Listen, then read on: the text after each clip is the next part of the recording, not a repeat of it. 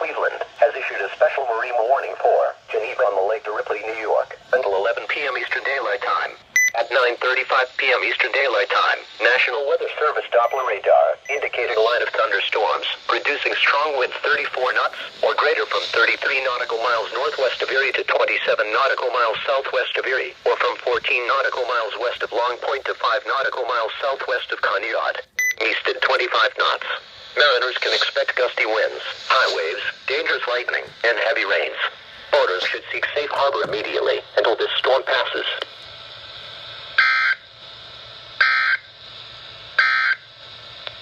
At 9 p.m.